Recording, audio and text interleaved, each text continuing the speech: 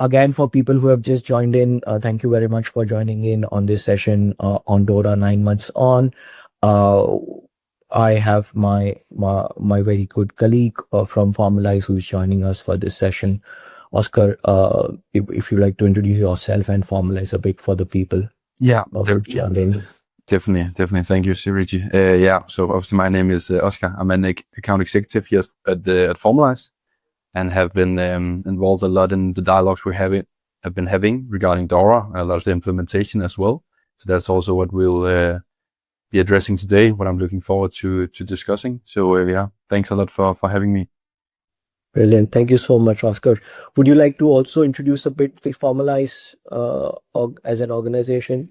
Yeah, definitely. That would be a great start. So we Formalize a software company founded here in Denmark, as you can see, but actually with locations across Europe. So in Aarhus, where I'm sitting, but also in Copenhagen, Milan, and Madrid. And as you see, we have our Formalize product, which we will be focusing on here today, our GSC platform.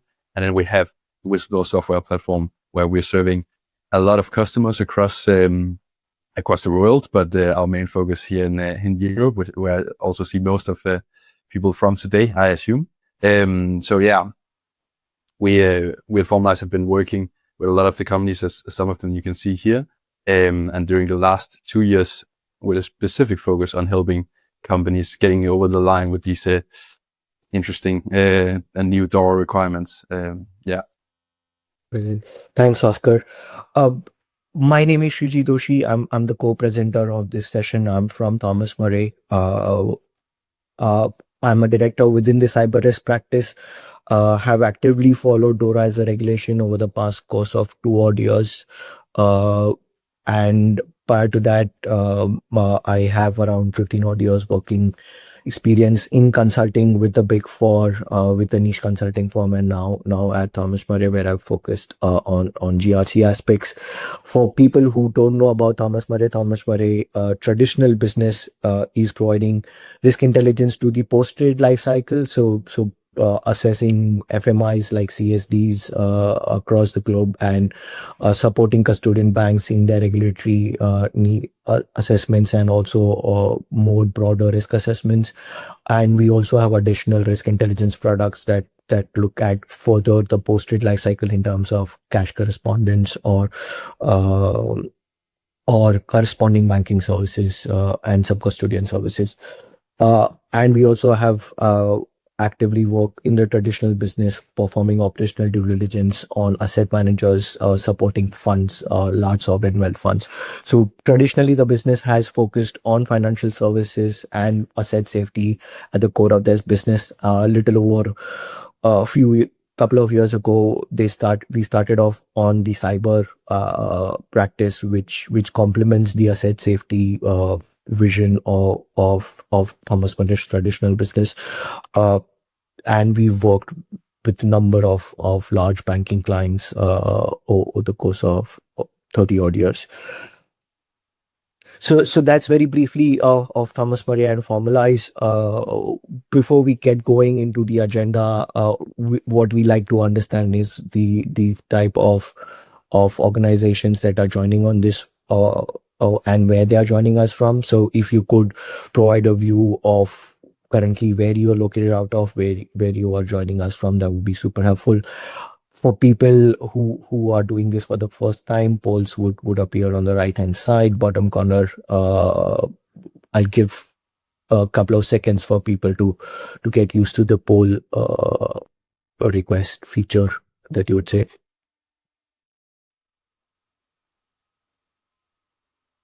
So keep the poll open for a couple of more seconds.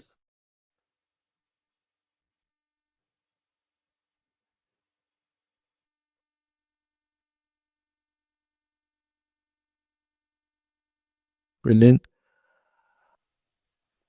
Yeah. Super. We do have a lot of people joining in from non-European countries, which I'm assuming also UK. There are people putting on chats in terms of where they're joining from, Luxembourg, and I see people joining in from Cyprus. But Malta, we do have significant people joining in Estonia, Denmark. So quite a good number of people spread across the entire EU region, which is very interesting. Thank you all for providing this insight. Uh, and we also like to understand what sort of entities you are joining us from. For people who are using the chat functionality in order to give responses, really appreciate you doing that. But hopefully you're able to navigate to the poll request, which ideally should pop up on the right hand bottom corner.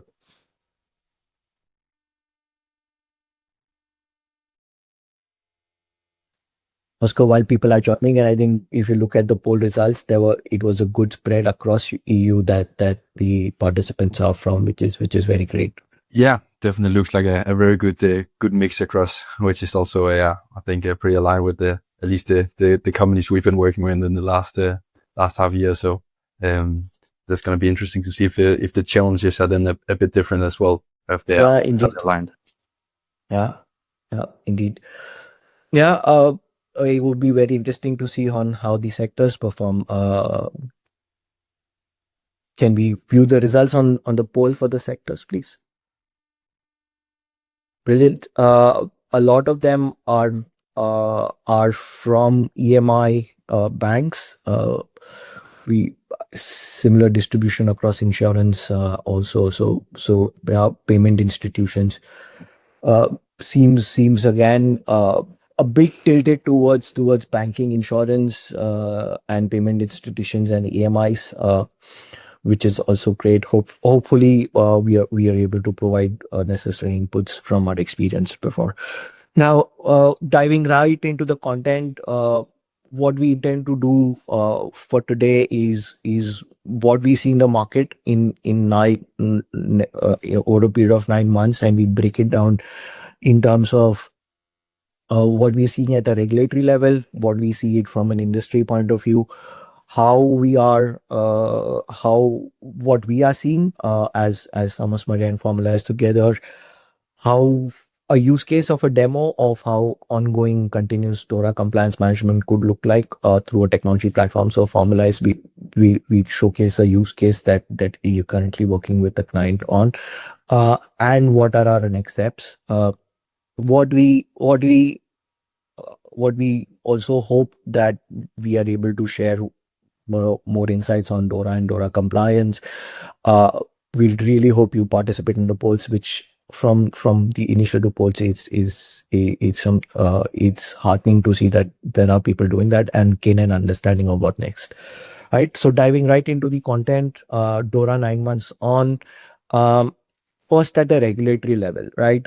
And again, I'm the intent for this was to look at the communications post the deadline on the ROI reporting. So until the ROI reporting, everything was focused on ROI reporting from a DORA point of view. Most conversations that we were having was linked to, okay, what do I need to do in order to get the ROI piece over the line? And there was a period of 2 or 3 months or 4 months where there was not much DORA related comms. Uh, Sorry, just a question. Yes, the session will be recorded and shared later. Apologies for not covering it earlier. But coming back, uh, uh, there was a period when there was not much regulatory conversations going in terms of comms, which were in public domain. So there was communications on one-to-one level of undertaking assessments as part of their oversight activities. Very recently, we do have some communications coming back now. We seeing now actively uh, communications out from the competent authorities. I've listed two of them, which I found very interesting because of the nature of the content that they have provided.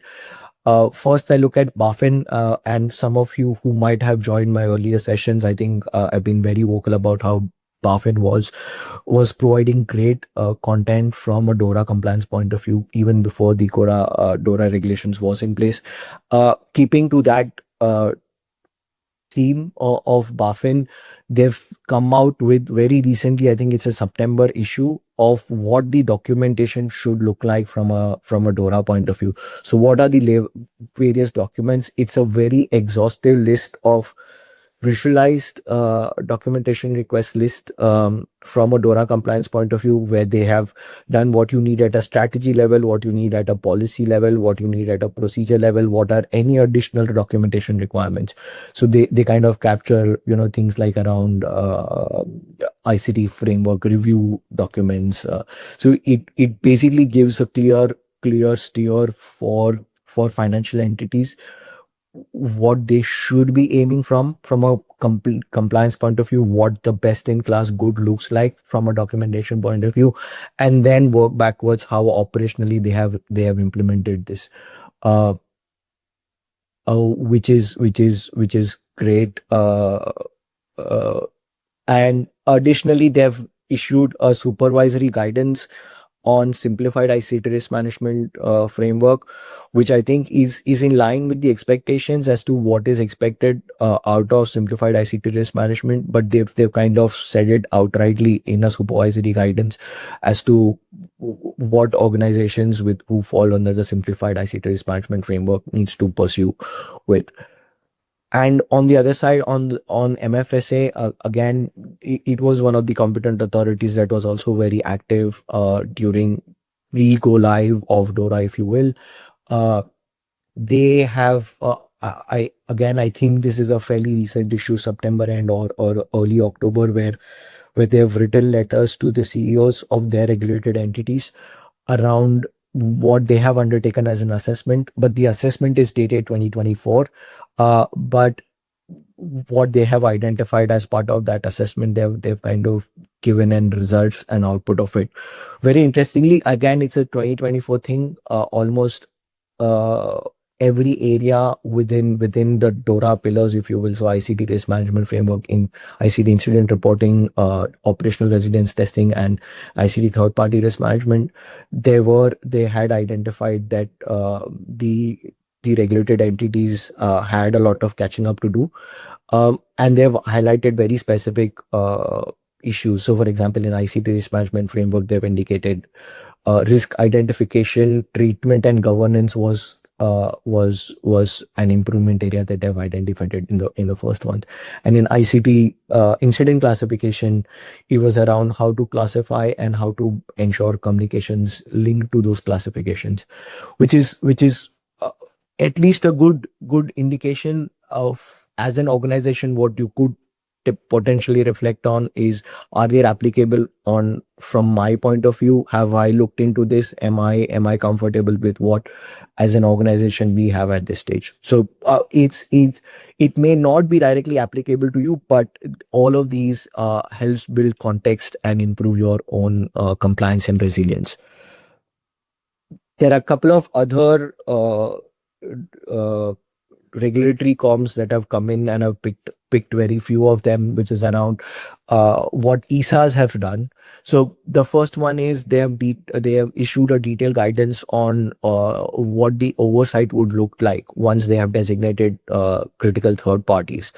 Now, why this is important for financial entities to at least know and what that looks like is that there is an expectation on financial entities, once the CTPP, or so critical third parties have been identified, they will undergo the whole oversight activity, which would be led at an ESA level by the joint oversight team and uh, the joint oversight team.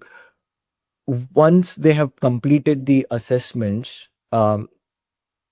what will happen is there would be recommendations, and if the CTPP are not meeting those recommendations, there is implication for the financial entities, and that could potentially go as far as financial entities may have to stop leveraging such critical third parties, which is further down the line. But that just goes to show how exit planning becomes critically important in the scheme of things. So uh, that's why I believe this is important as an informational piece, rather than anything else.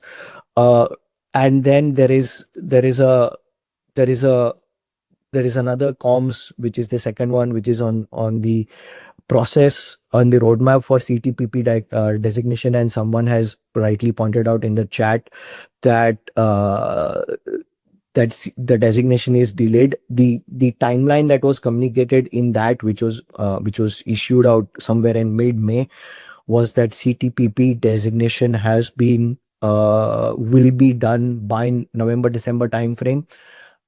We don't know yet formally. There is, I cannot comment on anything formal about it. But again, for financial entities, it's important to have an overview, or at least someone within the financial entity who's looking at DORA, to keep an eye on the CTPP designations and potential impact on them, just so that they have it in the back of the mind. In addition to that, EBA has issued somewhere in September on a guidelines for sound third party risk management. So again, the context is within DORA. The third party risk management is focused purely on ICT third party risk management and not broader third party risk management. And EBA has appreciated that and said, okay, we need to expand broadly on third party risk management, bringing in, aligning it with the earlier guidelines that had issued on contractual arrangements. So what they are looking to do is harmonize third party risk management overall, aligning it with what has been communicated in DORA. So it's a consultation process. The end date, if I remember on the top of my head, was 8th of October, which has just passed. So I think now it will go a round of review and we'll have the final output very soon. Again, it's important for at least the banks, because this will now get them in a place where whatever processes they have put in together from a DORA point of view, they can leverage it for outsource for broader third parties if they have not already done so. And then 1st of October or first week of October, they released a work program which included analysis of ICT related incidents and threats and DORA oversight, which is basically aligned to what we've spoken so far, essentially.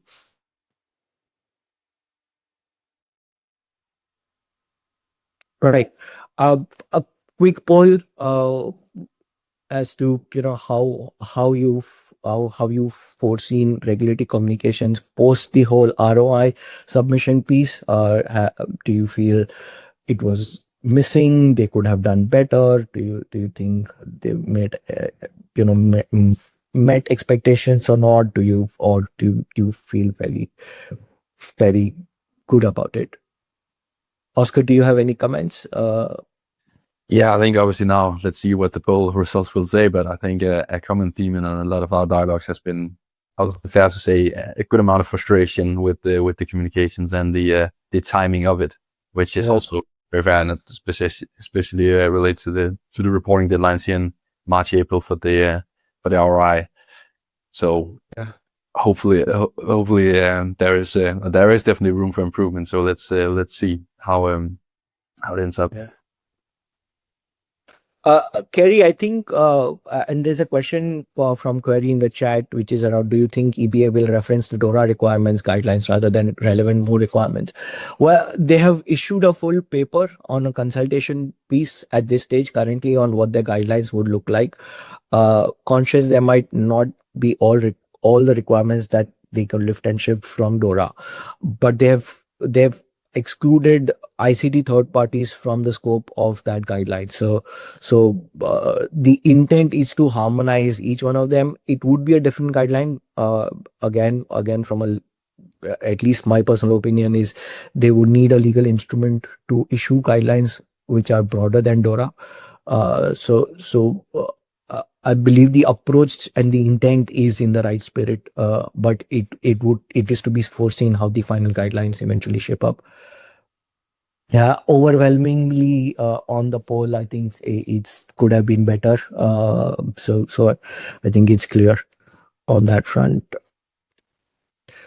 Now we look at key challenges what we've seen again what I would start off with is something what industry has done. So Deloitte had undertaken a survey. I think this was around March 2025. So a good 6 months old, but there are interesting findings. And if I correlate with what the MFSA CEO letter indicated in terms of gaps and what we were putting as a challenge, at least in March 2025, and this was EU-wide survey, so it's not limited to a very specific country. So it is pretty representative, I think, and also reflective of that time where 46% of them were focused on ROI submissions, and that was one of the biggest challenges that they had undertaken. Uh, but what really drew my attention is to, you know, on the segregation and segmentation of ICT systems, which is 12%. So it is significant at an operational level. Organizations were looking to to ensure the separation and segmentation of ICT systems. So, which was, at least in my conversations that we've had so far, we've not seen organizations go in that level of detail as to, okay, I may not have segregated it, because a lot of financial entities have had already implemented defense in depth. Uh, so that for me again is a very interesting finding from a survey, which seems at least fairly operational in nature from a challenge point of view. Uh, and then PwC did a similar survey, not a similar survey, but a broader survey as part of the digital transformation, and DORA was a critical component of it. Uh, it was done by PwC Luxembourg, but again, the scope of entities was more broader. You could have a look at it. And what we are seeing in this case is shift of ROI being a challenge, top challenge in March, to ROI being like a 13% issue, which I think is reflective of that time frame. Oscar, your thoughts on this result? Yeah, I think this is very aligned with what we have been experiencing as well, like from start 2025 until I would say April, a bit of May, with the feedback coming in as well. Main focus, I think, a lot of the people contacting us, I would say almost 90% was regarding the ROI and the requirements, how to get ready for that. An intense period, I think, for a lot of people. But yeah, then the period after, which we're also in now, essentially a bit more time to look at the broader scope and the other requirements in DORA, and looking to how can we do this best way possible going forward, because there's also I think we see a lot of people have just, like, in whatever way possible, been trying to get over the finish line in the first place, and then now we have a bit more time to look at how do we actually want to do this in the years to come, which gives a broader perspective, which we also seen this. Yeah, indeed, indeed. I think for me, what was striking in the PwC survey, or if you look at it, mapping of critical functions with information assets and ICT assets, that's to one of the highest challenges. Ideally, you would run past that challenge when you get to submitting the ROI, because you need it from an ROI point of view, which basically says on a couple of things as to organizations are actively looking to refine what they've done so far, and on an ROI point of view, which is great, because it shows, the improvement cycle also that is expected by the regulations. And the other interesting piece was incorporating it in the existing policy framework, which I think is something that we have actively, worked with organizations to build that in. And also, I think now with the BaFin piece, is where, with the recommended documentation piece, it kind of helps organizations to steer in a direction where they feel comfortable in integrating it in the existing policy requirements. But pretty interesting survey. I think this is something that that I've just taken as a clear output. And I think what we wanted to also bring in is what we have heard so far in terms of the challenges that our clients have faced. Uh, yeah. Uh, yeah. And by But before we jump to that, if we could just quickly see what's the perception of level of compliance that you believe that are there. Interestingly, in the same Del Deloitte report, at least at on which is in the March date, there were 8% of organizations that felt that they were fully compliant. All of other than that, they were in a way of moving towards compliance, and roughly around 20% had a bit of catching up to do in terms of compliance, meaning that they had more than 20 to 25, they had only 25% compliance, and they had a lot to work with. Hopefully that has changed by now.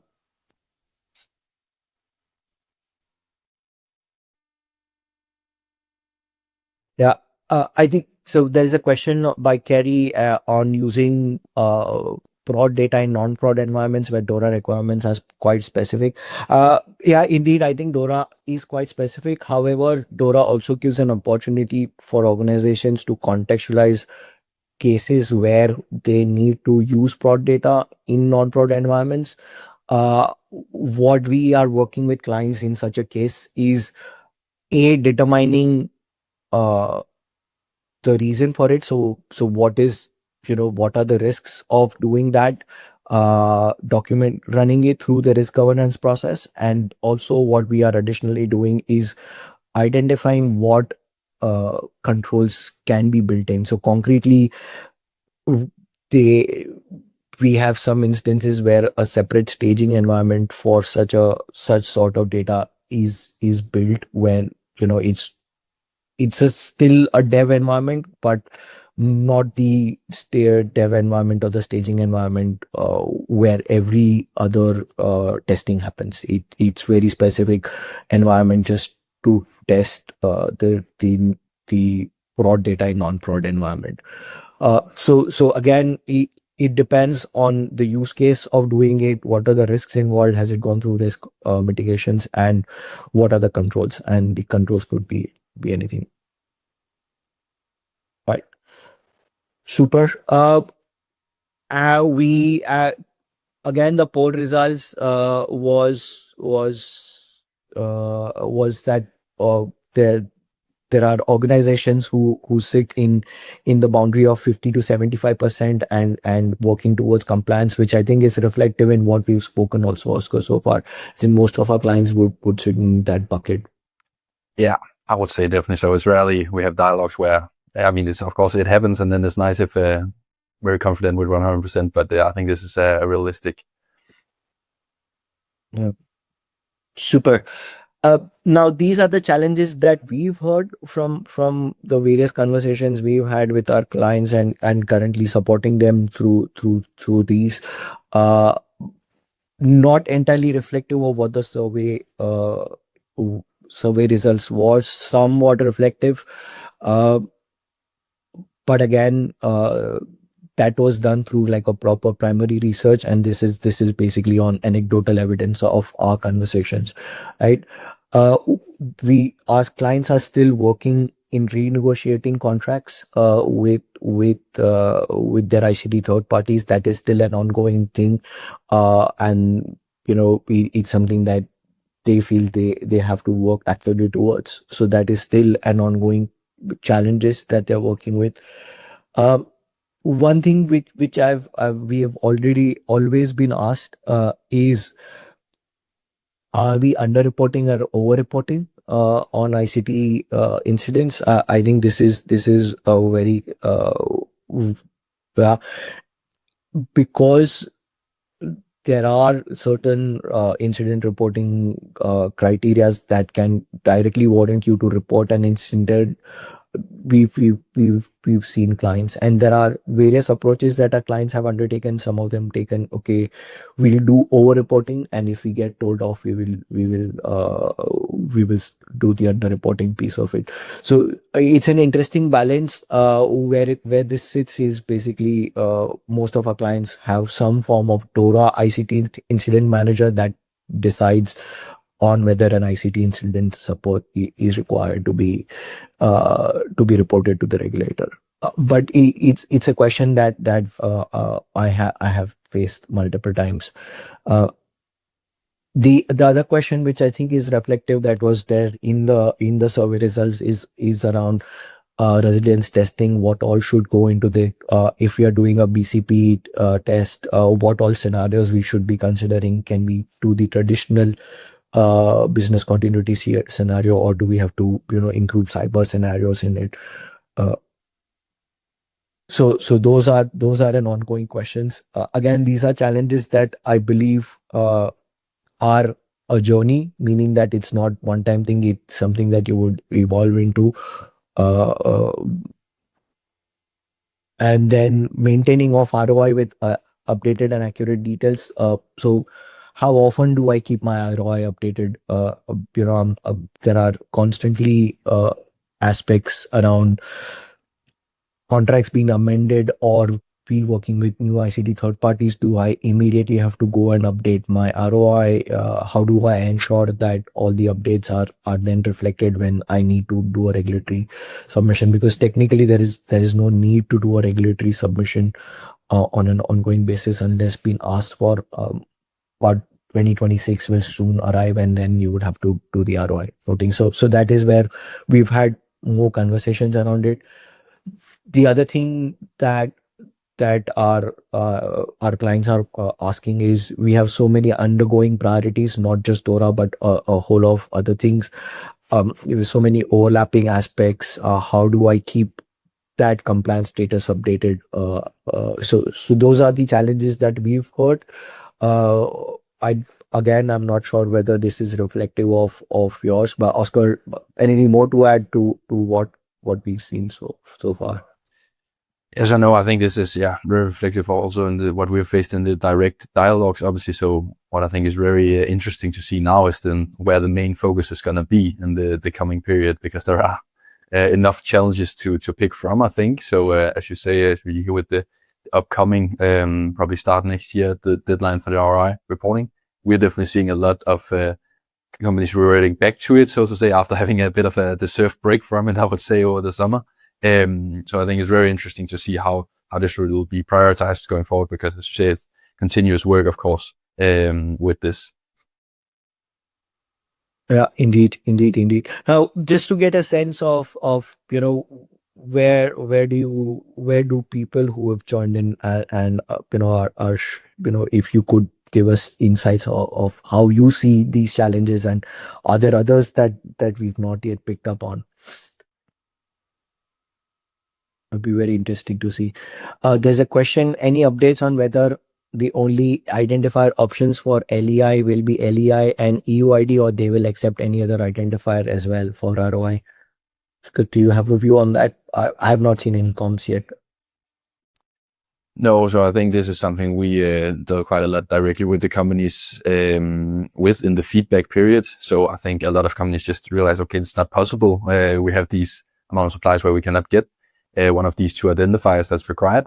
And then it was a bit from country to country in terms of how, let's say, harsh the feedback was on it. So I haven't heard any specifics that it's going to be open. So I think as of now, it's going to be kind of the same, that you have to do an estimate, but of course it's also a push to get the suppliers to get an LEI ID. So let's see if they have improved on that side as well. That would make things easier, but still a bit of a challenge. Yeah, but I think getting again, I do, I think when we were in the ROI reporting phase, it was a bit, we were pressed on time, but I think now there is ample time available, and you could technically push your ICT third parties to get an LEI. It's not an expensive identifier to get. So if my personal opinion was to count, I would expect regulators to not give any other option but to push them to get, because again, if we go back to the starting of the slide deck, the critical third party designation, it is very important to have a consistent analysis, and this is one data set that will kind of drive that. So in my personal opinion, if it holds any value, would be to only have those two options and no other options.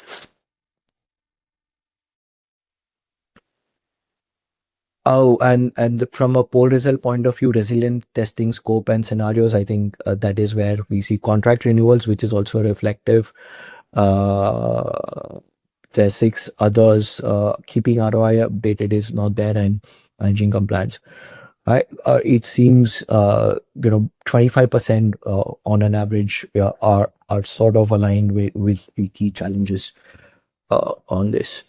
So having those challenges in mind, I think the resilient testing scope and scenario, because that is something that we'll not actively cover in the demo. However, what I can state as to what we've worked with clients is ensuring cyber is included in those scenarios, and how does a simple BCM could impact with that. And we leveraged a lot cyber threat intelligence to define those scenarios. It's an element of marrying the operational nature of those resilience and identifying how to contextualize the risk and the threats that are there from your own organization's point of view is how well. And then for the other aspects, Oscar, how we've supported clients, if you could provide a view. Yeah, so I think thanks for giving the word. I think the easiest thing here would probably be also to jump into the formalized platform and actually show you guys how this is done, how we have helped our current customers with handling these requirements, and then how we hopefully will help a lot others going forward with this, because this is fortunately fairly aligned with the challenges that you're facing as well, what we're working with solving. So I'll actually just share my screen here. Just give me a second. Yeah, so you should be able to see my screen within the actual formalized platform now. Let me know in the chat if it's if you can see it or not. It should be probably soon. Nice. So essentially, as I also previously mentioned in the beginning, the formalized platform is a GRC system, right? As you can see, with a lot of different things. We'll try to cover the most relevant here. But essentially, it's based around and built around these different frameworks that you can work within the platform. Obviously, here the focus being on DORA, which also is important to underline, has been our main focus in building and structuring the platform. So as you can see here, for each of these frameworks, for the DORA framework in this case, we have taken the whole regulation, and then we mapped out all of the relevant controls, which is quite a good amount, 118 with DORA, as you can see here, and put them in to the platform. I will just try to take one of them as an example, because what we actually did is that we already structured each control and what you also need to have covered. So as you can see here, the evidence in terms of the policies, the task, obviously this being very variant for each control, how much you need to do. But the important thing here is that the structure is already there if you have to provide evidence for it. And then for each one, of course, a high level description. And then with you having the possibility to go and change this and assign responsible users to each. In this case, is marked as fully implemented, so I don't want to change that too much. But essentially, as I work with these different controls within the formalized platform, that would be reflected, as you see in this general overview of the implementation status. This is very nice to have internally, but where this also becomes very valuable is when potential audits arrive, right? Not only do you would have to very specific DORA ROI reporting, but general audits where you have to showcase your DORA compliance. And here you would essentially be able to pull out full reports from the platform, showing your compliance with all of these controls, and that will automatically have all the evidence documentation linked to it. So you're able to showcase this in an easy way. Actually, also something we have great experience with inviting potential auditors within the system to make this process even smoother. Then what we have also built in the platform to make this even more specific and easier to work with is this guide format, as you can see here for DORA, where we have essentially taken the whole regulation and then split it up in these 13 different categories, as you see here, to give it a bit of structure. There's a lot to get through. And then for each one of those, each one of the categories, we have essentially identified the relevant checks that you need to get through. And as you can see here, it's a bit more specifically described what you actually need to do to complete this check. And as you can see here is also reference to where in the system, but also with the direct article of reference to DORA in terms of also you being under the scope of not. This can of course vary depending on the organization. But most importantly, these connections are already made across the system. So this would actually automatically track. You can of course go from 0 to 100, but as we saw previously, most of you are in a range of like 50 to 75% right. This will also help to make it like an initial gap analysis of where you're at, and then work on strengthening those areas from there. And then this will give you an updated overview as you go with it. The work that you do are linked directly to the modules, as you see here. First of all, the task module, where in this case, I'll focus on the DORA tasks, which we, as a part of the framework, actually already have mapped out within here. So you'll be able to see those on the annual wheel. Just take one as an example here.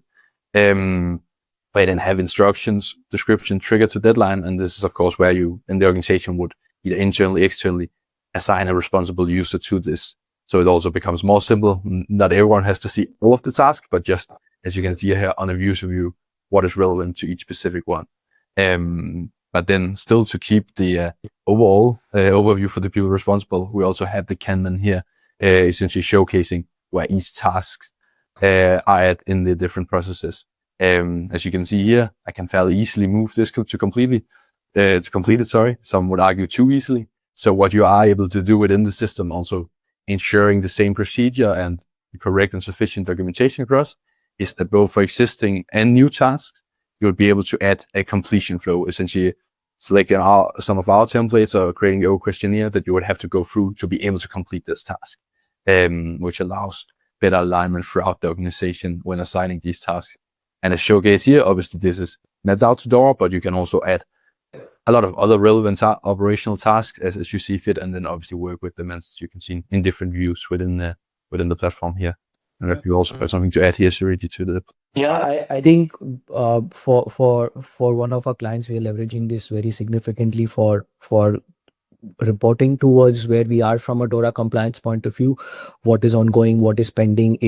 It has enabled us to just take a screenshot of the platform and just report it, or sometimes even just log into the platform and when we have those monthly or bi-monthly steering committee meetings.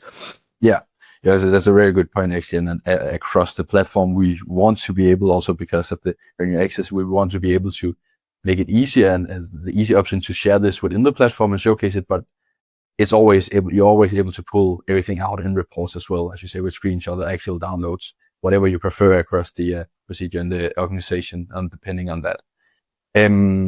Jumping next to the policy overview, just shortly to show you as well. There's a dedicated policy module here where you have, in this case, the 15 identified policies relevant for DORA. Each one of them, we actually have provided a template. Obviously, the template varying quite a lot depending on the actual policy. But this is where you can make use of this. But I think in a lot of cases, you would also have done a lot of work where you're able to upload this. The very nice thing here is that it's already going to be linked to the relevant connections across the system. So where you need to have it documented essentially.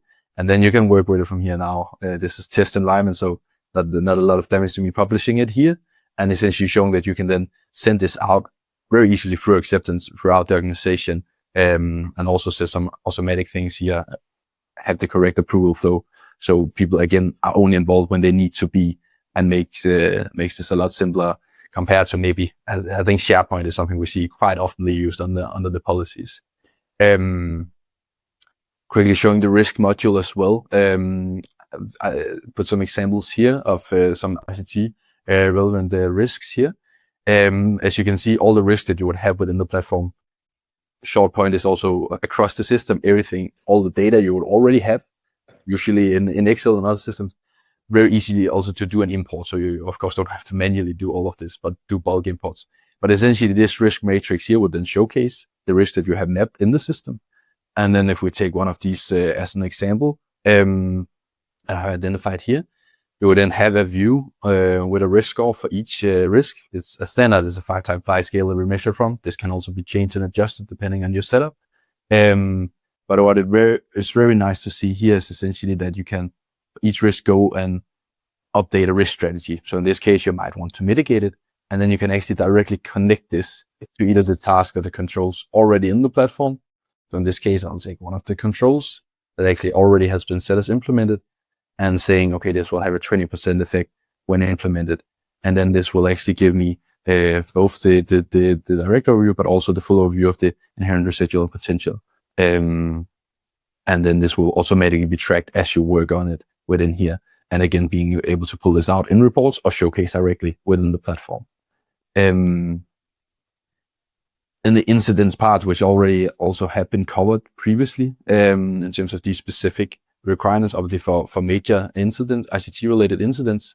So what we've done here in the platform to be able to, let's say, adjust to this and make this as easy as possible, because obviously there is a lot of requirements to go through here, is that you're able to, when you create an incident, this can also be done automatically throughout the organization through questionnaires. But then you would have the question of whether it's an ICT incident or significant cyber threat. But if you choose the ICT incident, it essentially maps out the whole flow and assessment that you then need to go through as guided as possible. But the major thing, is that when you have gone through this assessment, it will essentially indicate for you whether or not this should be considered a major incident or not, which is of course was very essential in terms of the under reporting to nail that as much as possible. If it then ends up being considered a major incident, you would be able directly in the platform, along with the register information, be able to pull this report out directly in the correct format to the authorities, which is of course an essential task. So you essentially skip these Excel templates, which I assume a lot of you have been used to dealing with, maybe a bit tired of as well. I'll leave that opinion up to you, of course. What I just want to showcase here also specifically is what we talked a lot about, the register, how that can be handled within the platform. Because as you see here, there is a possibility to add a lot of resources within here, which can be some can be more useful than others. But what is very essential and needed, of course, for the register of information reporting, which you're probably familiar with, first of all, the suppliers showing here, but also the systems, business functions, and the contracts that you need to have mapped within here. Essentially, all of them, again, able to do bulk imports. Now, a lot of you have already done the report, so that's the easy part, so to say, to get that within here. But just to show you the logic, which is essentially the same across the resources, is that besides the standard fields, you would have like this question of whether or not, in this case, the suppliers consider an ICT third-party service provider. So if the DORA, yes, no. Might be some suppliers that are not, and then fair, then not a lot of extra. It makes it easy, essentially, right? And then this report is going to ignore it. But if yes, it's also going to be the case, then it maps out all the information you need, also in terms of if it supports a critical or important function, further information needed. And this is the information that would go directly into the report when you get to that stage. And I think the easiest way to showcase this is essentially, now I obviously just have a lot of test data. So you can see, for instance, Amazon is a supplier here.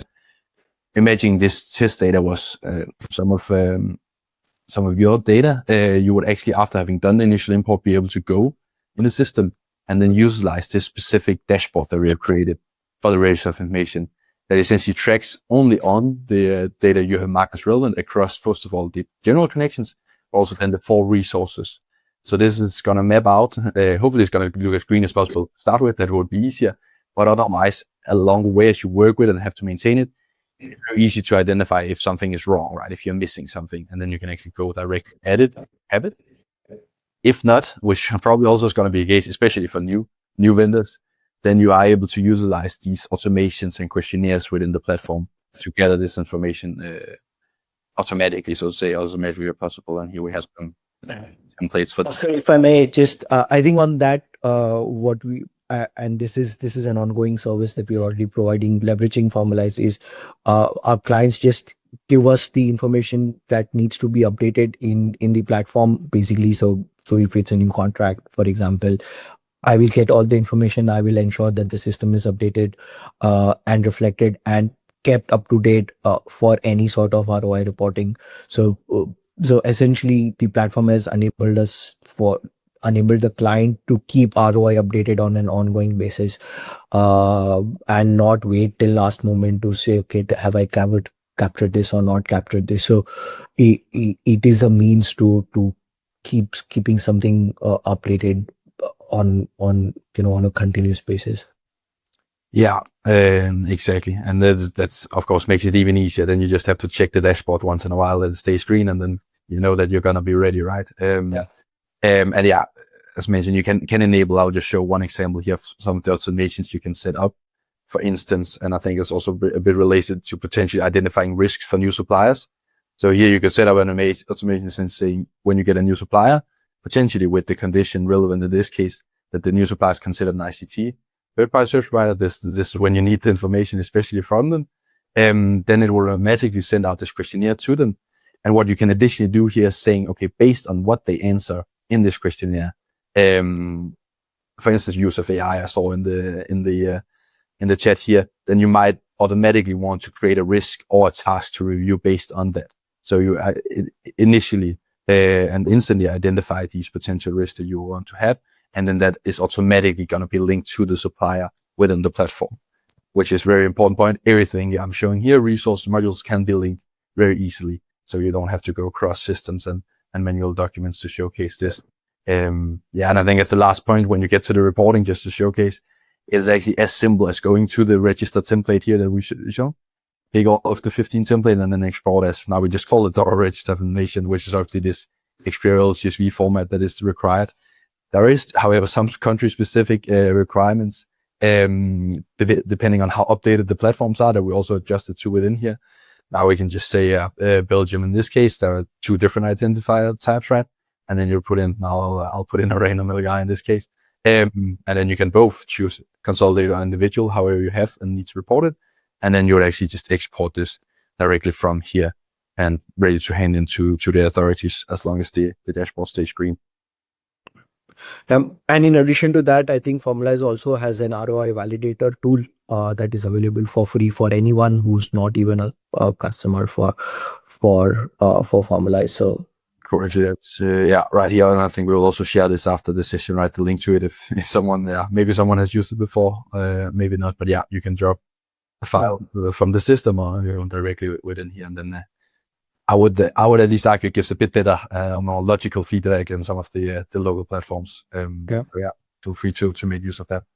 Super, Oscar. Just there are 2 questions that maybe you can take up on how how organizations that have EU entities, non-EU entities leverage this platform to kind of do customized reporting on let's say risk for different reporting for EU and non-EU entities, and also how they could cater to global processes and controls that are not specific to DORA.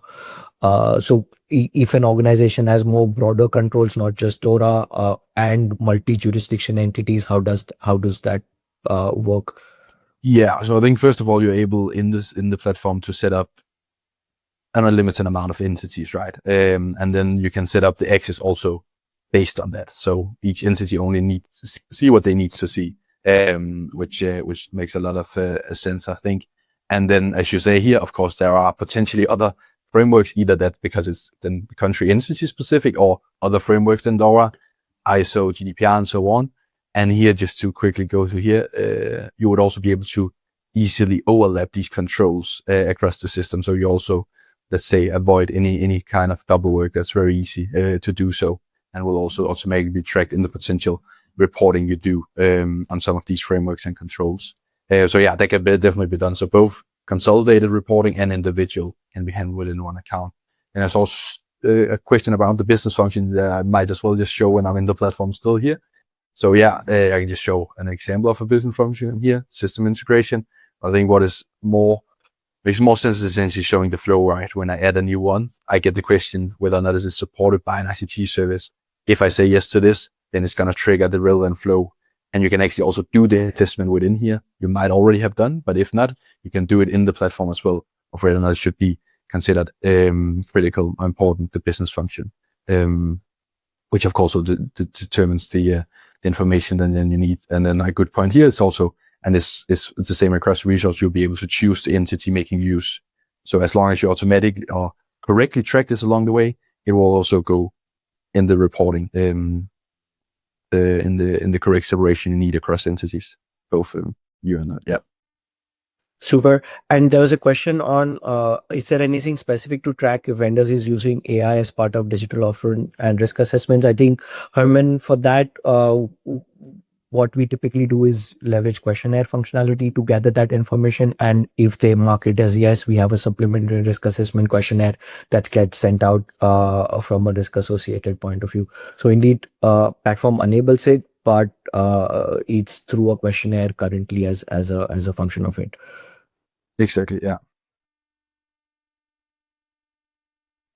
I know, conscious of the time, if we could, I think just on summarizing this, uh, what the platform that Oscar was demonstrating has enabled us to work with a lot of clients and help them through DORA compliance journey. And some of the learnings that I want to reflect on is that, again, we spoke about it, the ROI becomes a bit more, the beast is a bit more manageable when you have platform like this. um, what it has enabled us is to have a single source of truth, because there are so many stakeholders that are involved in DORA compliance. It just eases the communication piece of it, gathering evidence, recording evidence, everything is single place, and you could anytime give a view to management, and that has enabled us.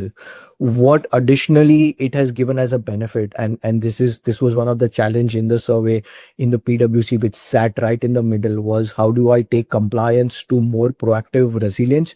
uh, and again, it's true to the intent of the regulation, is once as a platform you are able to bring all of these pieces together, because all of these is linked. So meaning that you could link your ICT third parties to assessments, to risks, and then also to incident reporting. Everything can be integrated in a single view. It just helps decision making more better, in terms of documenting risk, bringing risk to the right stakeholders in the organization, and demonstrating how you are being more resilient.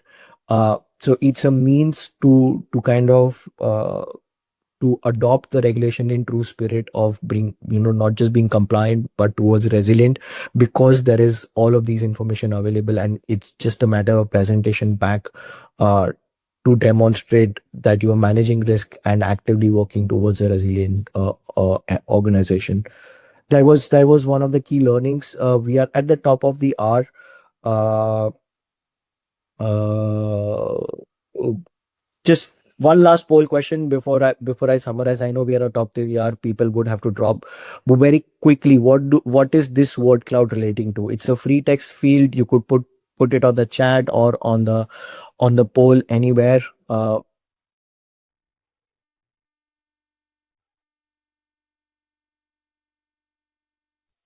There are a few other questions which we've not been able to answer, but we will definitely come back to those questions at a later time. But hopefully by tomorrow we can come back, or latest by Friday, on all the open questions. Uh, any thoughts on this word cloud for people who are still around? I know we are at the top of the hour, so thank you ever so much for joining, everyone. Now, 9 people have responded. And any idea is in, well, let's just see what the results are. This word cloud is for DORA. So this is a word cloud of the actual DORA regulatory text. So it's basically a word cloud out of the DORA regulations, and very interesting. It focuses on third parties a lot. So third parties is an integral part of it. Uh, it just basically goes to show what are the key text fields in the regulation. And just quickly summarizing my thoughts, and first I'll let Oscar your summary points, and then I'll do the summary part, and then Yeah, I can quickly go through here in terms of the summary part from our side. So obviously, as mentioned, we have been working a lot over the last year or so, with a lot of organizations across Europe, which we also see a good mix of today. Where we have taken a lot of companies who have worked fairly manual, I would say, with this others and systems, a good mix into to streamlining these processes going forward. So of course we hope that we can just seeing a question here. We hope that we can keep doing this going forward. Especially when there's more time and resources for the companies to help both with specific tasks we talked about now with the register, but also, as you can see here when showcasing the Formalize platform as a full GRC platform alongside with the help of Thomas Murray and the competence from their side, being able to help you throughout the whole process of DORA and potentially other areas. Yep, amazing. And from our side of it, we recommend organizations to leverage technology as much as possible because it simplifies the aspects around compliance, and also for the point that I made around bringing in more actionable risk intelligence and demonstrating resilience. The other very transactional piece as a key takeaway is that we'll be 1 year into DORA regulation. There are multiple aspects that needs organizations to be aware of, meaning that you've to reflect on the incidents, you have to reflect on lessons learned from internal audit testing, any pen testing, technical testing, and ensure that you keep the policies updated and work towards an ICD framework review. Then there's a template for it. And I think goes without saying, DORA is an ongoing compliance journey as reflected in the poll and also in the various surveys. It's important that that financial entity realizes or appreciates what their requirements are, where they would get the most bang of buck for their DORA compliance, meaning that what sort of activities will give them the most resilient benefits. Yeah, that would be our summary. I think as promised, we will be sharing a DORA checklist at the end of it. There is also the link to DORA, the TM validator that would be formalize ROI validator that would be shared. We really appreciate for bearing with us for additional 4 minutes. I know we've gone overboard. Thank you ever so much for joining this session. There were questions that we have not answered. We'll come back to those questions and response. If there is anything else, please feel free to reach out to me or Oscar. You have our coordinates. Again, hopefully this was been useful for you. Have a good rest of the week and day ahead.